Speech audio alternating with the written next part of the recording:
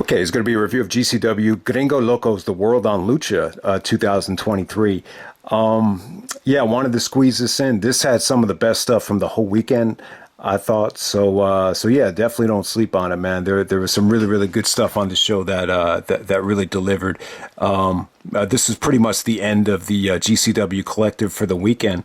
But yeah, man, there's three matches I definitely think is worth checking out here. You know, the six-man tag featuring Komander, Ray Horus. You know, Black Taurus is in that match. You got an awesome Lucha six-man tag. They actually compared it to the Michinoku Pro from Barely Legal. I could definitely see that. This might have even been better than that match, but you know, not as quite as good as a Dragon Gate Supercard of Honor match, but definitely worth checking out. And at the end of some of these matches, even the Vikingo match, you have fans actually just throwing in money.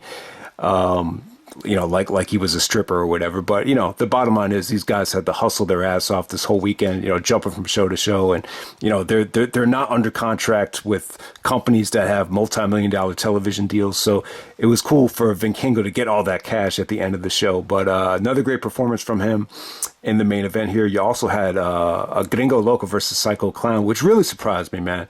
It really was like that old school, you know, Lucha Libre, you know, Bloodfest type of match right there.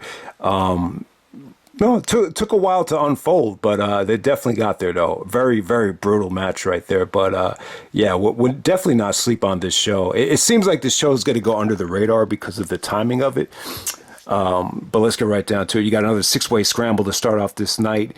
Yeah, not a huge fan of these scrambles, especially this weekend. They just kind of felt like, let's just get guys in and out so they could, you know, make an appearance and just hustle on to the next show. But I would definitely say this was one of the better ones. This actually got more time than the show than the Impact one. The Impact one felt very rushed. This got into more of a rhythm. So you got Jack Cartwheel, Bobby Flaco, Jimmy Lloyd, Mago, Shane Mercer, and Willie Mack. Willie Mack from PWG had a really good weekend as well. I haven't seen a lot of Willie Mack, but you know, he was on the Ring of Honor show, I believe, also the Santino Brothers show. So he did make some appearances throughout this whole weekend. But great showing from Jack Cartwheel. I thought his offense throughout the whole weekend was spectacular. It didn't come off cheesy or corny like it did last year at Bola. So thumbs up to Jack Cartwheel. You know, I thought he made the most out of, you know, what he did this whole weekend. Next up, we had a women's match. We got Dulce Tormenta taking on Sexy Star. For a women's match, I thought this was good. I thought they busted their ass. There was a lot of hardcore elements here, lots of weapons. Dulce Tormenta, she's actually from El Paso. So she was doing some Eddie Guerrero tributes. As we know, Eddie is from you know, El Paso, Texas. But this Sexy Star girl, her ass was pretty distracting. So if you love women with thick, big asses like Dawn Marie or Naomi, she's definitely right up your alley. But she was good, though. I wouldn't say this is great. This is definitely not worth hunting down. But it was better than a lot of the women's stuff I saw this weekend, without a doubt. And then we move on to the six-man tag. We got Aramis, who was at Bola last year, teaming up with Komander, the Red Hot Komander, and Ray Horus, and they're taking on Arez. Black Taurus. Black Taurus was actually on the man. I think he wrestled Vikingo on the WrestleCon show. So if you've seen the WrestleCon show, let me know how it is yet. Let me know how that came off. And then we got them teaming up with Latigo. So this is a good match. And it wasn't just a spot fest. You had Black Taurus' team playing bullies, you know, really trying to gang up on each and every one of the other guys, you know, individually. It's almost like, you know, Komander's team had to, you know, fight from behind. And once they got the rhythm going, they hit some really good stuff. Black Taurus's, you know, double crucifix came off awesome. You know, Komander did a moonsault off of the top of two guys' shoulders onto the outside. So that was crazy. Komander did some really beautiful springboard stuff. You know, Ray Horus, some beautiful DDTs from him. So everybody here clicked. They packed in a lot of action into, you know, 15 minutes here. And, you know, once again, after this match is over, Komander gets the victory. And after the match is over, the fans just start throwing cash into the ring. So, you know, thumbs up there. Definitely one of the best matches I've seen this entire weekend. All right, next up we have Los Macizos taking on La Familia deTijuana. This was okay. I don't think it's going to get a lot of attention. I thought they worked really hard out there. They had, it was a real struggle though. They really had to fight for the crowd reaction, but they both teams worked hard, and yeah, I mean it was solid stuff. I'm not going to say it was great. I'm not going to say it had a ton of mainstream appeal. But it was definitely a nice little little match on this card, no doubt about it. And then we had Negro Casas, the legend, 63 years old, taking on Tony Deppen.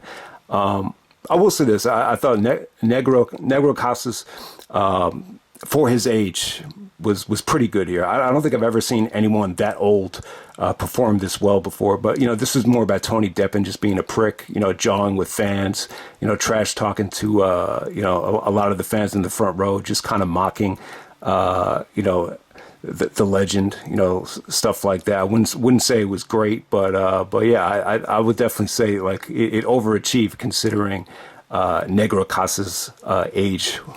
And then next up we have Gringo Loco taking on this Psycho Clown. I didn't know what to expect from this. Once this got going, I was just like, man. But yeah, this was just one of those lucha blood wars, man. It was just brutal. They emptied the tank here. There's a lot of lag and there's a lot of time between spots, but some of the spots were just must see.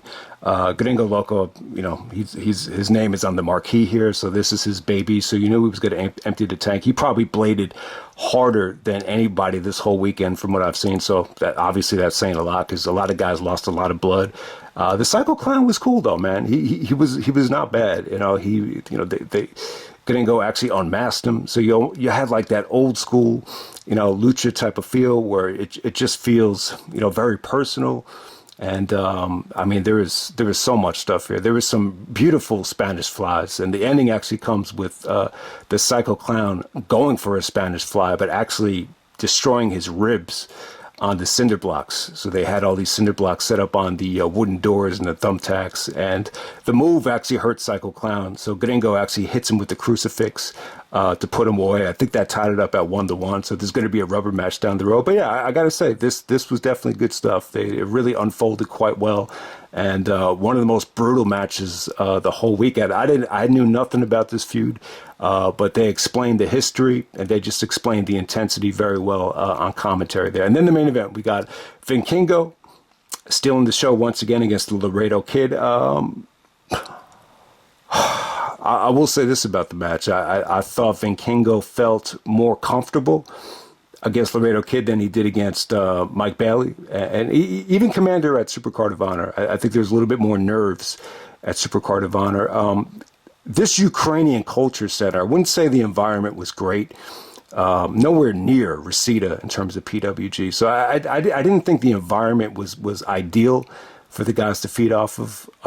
But this was definitely another great showing from Vikingo. I think by the end of this match, you pretty much know the scouting report. You kind of know what's coming. So that was really cool. Just to really, very similar to Kota Ibushi, where you just know nothing at first, but by the end of the weekend, like you just know what's coming. So, but he could do some amazing offense once again, and Laredo Kid was good too. Like I said, I just feel like this is a little bit more tighter. He was a little bit more comfortable here. But just really quickly, let's just go over the moveset. The Phoenix Splash from the middle of the rope. I don't think anyone's ever been able to pull that off. Obviously, the 630 from the top rope. And once again, he did the Canadian Destroyer from the top of the ring post. He did the exact same spot that he did the Mike Bailey. The drop kick into the corner. Just so much stuff he was able to pull off here. But by the end of the weekend, you kind of just, you feel a lot more familiar with it. That Kenny Omega match, you're just like, man, how does this guy do all this stuff? If you were planning on, actually knowing how to counter some of these moves, by the end of the weekend, you should know how to adjust if you were taking on Vikingo in a real fight. So it kind of has that going for it, where you really feel a lot more connected to Vikingo now by the end of the weekend. So him and Laredo Kid, I definitely thought this was another great showing from Vikingo, and the fans throwing cash into the ring. An amazing weekend for him. I think when it's all said and done, he's he's probably going to be the star for all of the non WWE stuff. Looking back on it, so yeah, awesome show right here. Definitely check out some of these matches if you haven't yet. And that's Gringo Locos, the World on Lucha, and I'm out.